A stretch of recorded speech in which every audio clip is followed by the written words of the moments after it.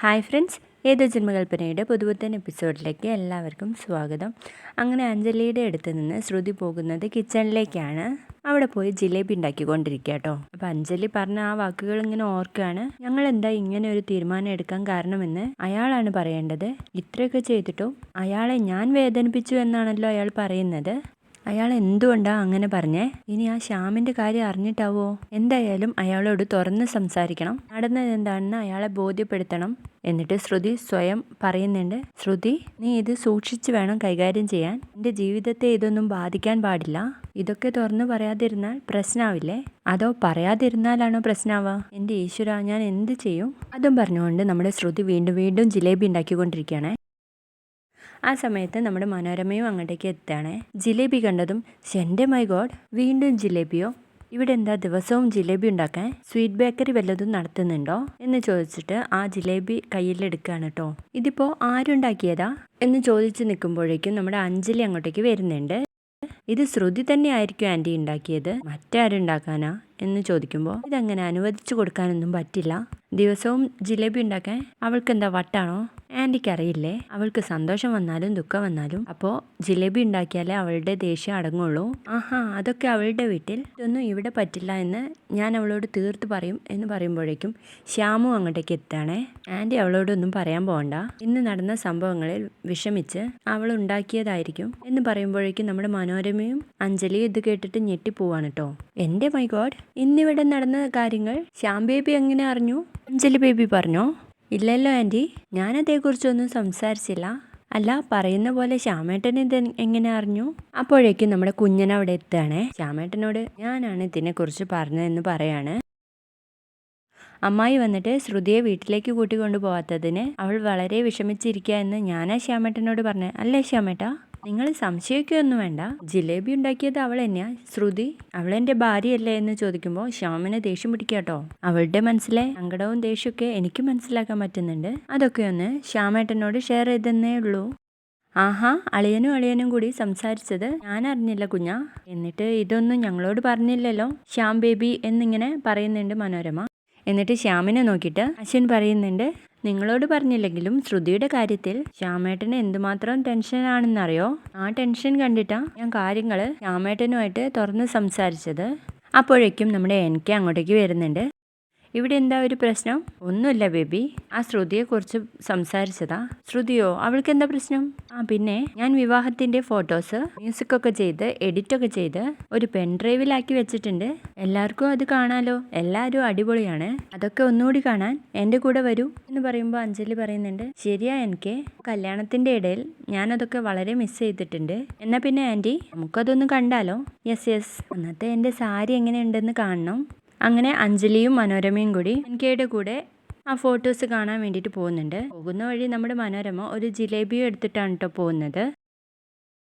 എൻ്റെ camera sense ഇപ്പോൾ എങ്ങനെയുണ്ടെന്ന് എല്ലാവർക്കും ഞാൻ കാണിച്ചു തരാം എന്ന് പറഞ്ഞിട്ട് എനിക്ക് ആ വീഡിയോ പ്ലേ ചെയ്യുകയാണേ. ഇത് കാണുമ്പോൾ അഞ്ജലി പറയുന്നുണ്ട്, മണവാളിന് വളരെ നാണാണ്, മണവാട്ടിക്ക് ഒട്ടും കുറവില്ല എന്ന് പറയുമ്പോൾ അവരെ കളിയാക്കിക്കൊണ്ട് എല്ലാവരും ചിരിക്കുന്നുണ്ട്. അപ്പോഴേക്കും നമ്മുടെ മനോരമയ്ക്ക് ആദ്യമാണ് കേട്ടോ, അയ്യോ, റൂമിൻ്റെ മദറായ എന്നെ ഒരു ഭാഗത്തും കാണുന്നില്ലല്ലോ. അപ്പോൾ എനിക്ക് പറയുന്നുണ്ട്, ലുക്ക്, മനോരമ ആൻറ്റി ആണത്. ഏത്? അതൊന്നും ഞാനല്ല. Look, it's you. പിന്നെ അവിടെ പൊട്ടും പൊടിയും എടുത്തു വെച്ചിട്ട് അത് ഞാനാണെന്ന്. ഒന്ന് തുമ്മണ നേരം പോലും ഞാൻ നിൻ്റെ ക്യാമറയിൽ പതിഞ്ഞില്ല അല്ലേ എനിക്ക് baby? This is too much എന്ന് പറയുമ്പോഴേക്കും എല്ലാവരും കൂടി അവിടെ ഇരുന്ന് ചിരിക്കുകയാണ്. ആരും ഇതിന് ഇത്ര ചിരിക്കണ്ട, എനിക്കറിയാം ഇതൊക്കെ ആരുടെ പ്ലാൻ ആണെന്ന്. കല്യാണത്തെ ഇത്രയും നന്നായിട്ട് ഒരുങ്ങി വന്ന എന്നെ വീഡിയോ പകർത്തണ്ട എന്ന് ഇവളുടെ അമ്മായി ഉണ്ടല്ലോ രാധ, അവള് പറഞ്ഞ് ഏൽപ്പിച്ചതാ എന്ന് പറയുമ്പോൾ മുത്തശ്ശി പറയുന്നുണ്ട്, മനോരമേ, നീ വിവരക്കേട് പറയാതെ എല്ലാവരും ഉള്ളിടത്ത് വന്ന് നിൽക്കണമായിരുന്നു, അല്ലാതെ പട്ടുസാരിയും ചുറ്റ് പറന്ന് നടക്കുമ്പോൾ ആലോചിക്കണമായിരുന്നു. അതൊന്നല്ല, എന്നെ മനഃപൂർവ്വം നെഗ്ലക്റ്റ് ചെയ്തതല്ല, ചെയ്യിച്ചതാ. അതൊക്കെ എനിക്കറിയാം എന്ന് പറയുമ്പോൾ മുത്തശ്ശി ഓന്ന് പറയുന്നുണ്ട്.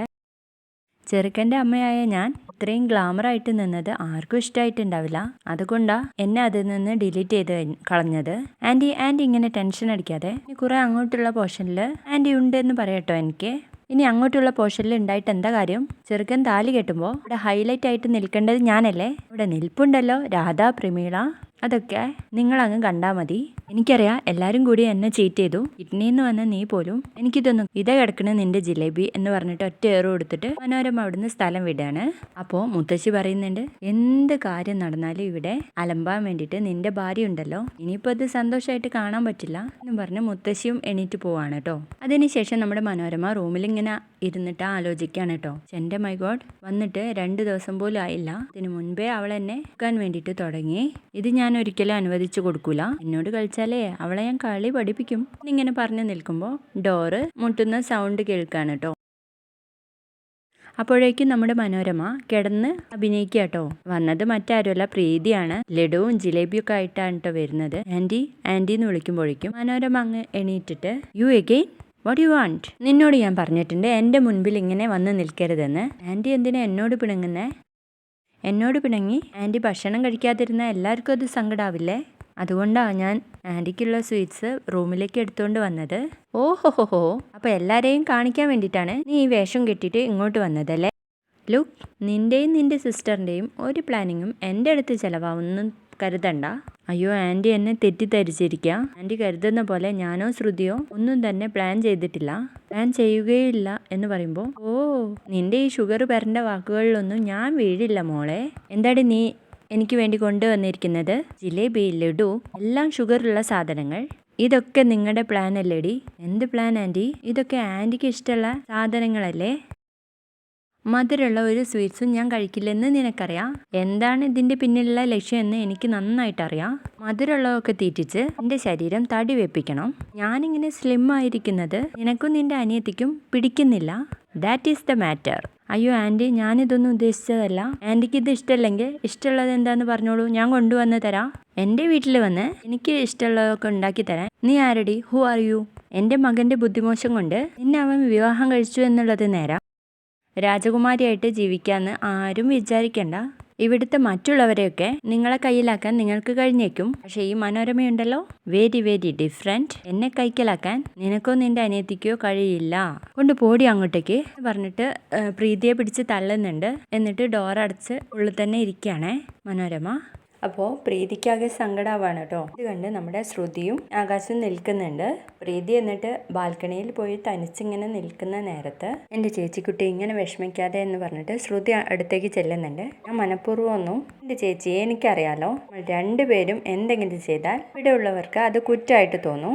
അതും പ്രത്യേകിച്ച് ചേച്ചിയുടെ സ്വന്തം അമ്മായിയമ്മ മനോരമ. അത് നമുക്ക് 2 പേർക്കും അറിയാലോ. അതിൻ്റെ പേരിൽ ഇങ്ങനെ സങ്കടപ്പെടുന്നത് എന്തിനാണെന്ന് ഞാൻ ചോദിക്കുന്നത്.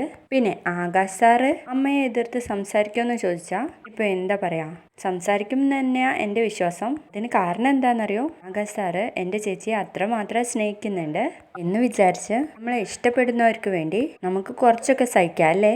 അതിനൊരു ലിമിറ്റൊക്കെ ഉണ്ട്. അതെല്ലാം ശ്രുതി ഇങ്ങനെ തൊട്ടതിനും തൊടാത്തതിനും ഒക്കെ നമ്മളോട് ഇങ്ങനെ കയർത്ത് സംസാരിച്ചാൽ നമ്മളുടെ പിടി വിട്ടു പോയില്ലേ ശ്രുതി? പോകും, അത് ഉറപ്പല്ലേ? ഇപ്പോൾ നമ്മൾ എന്താ ചെയ്യേണ്ടതെന്ന് വെച്ചാൽ ചില തന്ത്രങ്ങളൊക്കെ പ്രയോഗിക്കണം. എനിക്ക് നീ പറയുന്നതൊന്നും മനസ്സിലാവുന്നില്ല ശ്രുതി. അതെ ചേച്ചി, ഈ മുള്ളിനെ മുള്ളുകൊണ്ട് എടുക്കാമെന്ന് പറയില്ലേ, അതുപോലെ മനോരമ മുള്ളിനെ നമുക്കൊരു മറ്റൊരു മുള്ളുകൊണ്ട് എടുക്കാം. മറ്റൊരു മുള്ളോ? അതെ, അവർക്ക് ഇഷ്ടമുള്ള ഒരു മുള്ള്. ബേസിക്കലി ഈ മനോരമ മേഡത്തിന് എല്ലാത്തിനോടും കുറച്ച് ആക്രാന്തമുണ്ട്.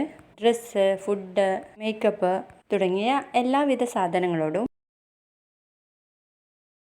അതുകൊണ്ട് നമുക്ക് ആദ്യം തന്നെ ഫുഡിൽ നിന്ന് തന്നെ തുടങ്ങാം. അതിന് മനോരമ ആൻറ്റി ഡയറ്റ് അല്ലേ? ചേച്ചി ഉണ്ടാക്കുന്ന ഫുഡ് കഴിച്ച് ഇത്രയും ടേസ്റ്റിയായ ഫുഡ് ഉണ്ടാക്കുന്നവളായിരുന്നോ നീ? വാട്ട് എ പിറ്റി എന്ന് പറയുന്നത് ഞാൻ ചേച്ചിക്ക് കാണിച്ചു തരാം എന്ന് പറയുമ്പോഴേക്കും, ഇല്ല ശ്രുതി, നമ്മൾ എന്ത് ചെയ്തു കൊടുത്തിട്ടും എന്തെങ്കിലുമൊക്കെ കുറ്റം കാണുന്നവരാ അവർ. അതവർ എന്ത് വേണമെങ്കിലും ചെയ്യട്ടെ, ആദ്യം അവരുടെ മനസ്സിൽ കയറി പറ്റുക എന്നുള്ളതാണ് നമ്മളുടെ ലക്ഷ്യം.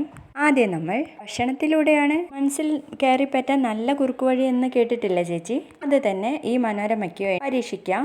ഓ ചേച്ചി വിഷമിക്കല്ലേ, അവർക്കിഷ്ടമുള്ള എന്തെങ്കിലും നമ്മൾ ഇന്ന് ഉണ്ടാക്കി കൊടുക്കാൻ പോവാ. അതിനു വേണ്ടി ചേച്ചിയെ ഞാൻ സഹായിക്കാം. ഇങ്ങ് വാ ചേച്ചി എന്ന് പറഞ്ഞിട്ട് കൈ പിടിച്ച് കൂട്ടിയിട്ട് പോകുന്നുണ്ട് പ്രീതിയെ. ആ സമയത്ത് നമ്മുടെ മനോരമ റൂമിൽ ഇങ്ങനെ കിടന്ന് മാസിക നോക്കിക്കൊണ്ടിരിക്കുകയാണേ. അപ്പോൾ നല്ല സ്മെല്ല് കിട്ടുന്നുണ്ട്. എൻ്റെ my God, what is smell it is? ഈ സ്മെല്ല് നെയ്യുടെ ആണോ കശുവണ്ടി പരിപ്പിൻ്റെ ആണോ ഇത്രയും നല്ല സ്മെല്ല് വരാൻ? കിച്ചണിൽ എന്തോ സംഭവിക്കുന്നുണ്ട്. അങ്ങനെ മനോരമ ഇറങ്ങി കിച്ചണിലോട്ട് പോകാൻ നിൽക്കുമ്പോഴേക്കും മോഹന വന്നിട്ട് എങ്ങോട്ടാ മനോരമ? അയ്യോ അതോ മോഹനേട്ട, എനിക്ക് ഭയങ്കര തലവേദന, ബാമുണ്ടോ നോക്കാൻ വേണ്ടിയിട്ട് പോവാ. ബാമല്ലേ ആ മെഡിസിൻ ബോക്സിൽ ഇരിക്കുന്നത്? ഓ, ബാമില് ഈ തലവേദന നിൽക്കുമെന്ന് എനിക്ക് തോന്നുന്നില്ല. എങ്കിൽ നീ വല്ല ടാബ്ലറ്റും എടുത്ത് കഴിക്ക്. ആ അതാണ്, എന്നാൽ ഞാൻ ടാബ്ലറ്റ് കഴിക്കാൻ പോട്ടെ എന്ന് പറഞ്ഞിട്ട് പുറത്തേക്ക് പോകുന്നുണ്ട്. അതും പറഞ്ഞ് മോഹനൻ ബെഡിൽ കയറി കിടക്കുന്നുണ്ട്. മനോരമയാണെങ്കിൽ പുറത്തേക്ക് പോകുന്നില്ല കേട്ടോ. കൊണ്ട് നഖം കടിച്ചിട്ട് പറയുന്നുണ്ട്, ഞാനില്ലാത്ത നേരത്ത് ചേച്ചിയും അനിയത്തിയും കൂടി അടുക്കളയിൽ നിന്ന് അറുമാദിക്കുക, വാട്ടേ പിറ്റി, അവിടെ എന്താ ചെയ്യുന്നതെന്ന് പോയി നോക്കിയാലോ എന്ന് പറഞ്ഞു. വേണ്ടെന്ന് പറഞ്ഞും പോയി എന്ന് പറഞ്ഞിട്ട് അവിടെ തന്നെ നിൽക്കാട്ടോ, അല്ലെങ്കിൽ വേണ്ട കുറച്ച് നേരം കൂടി വെയിറ്റ് ചെയ്തിട്ട് പോവാ. എന്നിട്ട് കണ്ണടച്ച് കൺട്രോൾ ചെയ്യുന്നുണ്ട്. എൻ്റെ മൈ ഗോഡ്, ഇങ്ങനത്തെ മണം അടിച്ചാൽ ഇല്ലാത്ത വിശപ്പ് പോലും ഉണ്ടാവും. മനോരമേ, നീ അത്ര കൊതിച്ചൊന്നുമല്ല, ഫുഡിൻ്റെ മണം അടുപ്പിച്ച് നിന്നെ വശത്താക്കാൻ നോക്കുക, നീ അതിലൊന്നും വീഴരുത് മനോരമേ എന്നൊക്കെ സ്വയം പറഞ്ഞ് നിൽക്കുന്നുണ്ട് കേട്ടോ കണ്ണടച്ചിട്ട്. എന്നിട്ട് വന്നങ്ങ് റെസ്റ്റ് എടുക്കുക, അല്ലാതെ ഞാനിപ്പോൾ എന്ത് ചെയ്യാനാ? എനിക്ക് ഭയങ്കരമായിട്ട് തലവേദനയാകുന്നു എന്ന് നിങ്ങളോട് പറഞ്ഞില്ലേ, അതിന് നീ ടാബ്ലറ്റ് കഴിച്ചില്ലേ? ടാബ്ലറ്റ് എനിക്ക് ആരെങ്കിലും കൊണ്ടുവന്ന് തന്നോ? നിങ്ങളങ്ങ് പോയി എടുത്തിട്ട് വാ മനുഷ്യ എന്ന് പറഞ്ഞിട്ട് മോഹനനെ തള്ളി വിടുന്നുണ്ട്. ശ്രുതിയും പ്രീതിയും കൂടെ പായസാട്ടം ഉണ്ടാക്കുന്നത്. അപ്പോൾ മനോരമ പറയുന്നുണ്ട്, ഇത് എന്തുമാണ് ഇത്, ബേക്കറിക്കാരികളായതുകൊണ്ട് എന്തുണ്ടാക്കിയാലും നല്ല ടേസ്റ്റ് ആയിരിക്കും എന്ന് പറഞ്ഞിരിക്കുന്ന ഒരു ഭാഗമാണ് ഇന്നത്തെ എപ്പിസോഡിൽ ഉണ്ടായിരുന്നത്.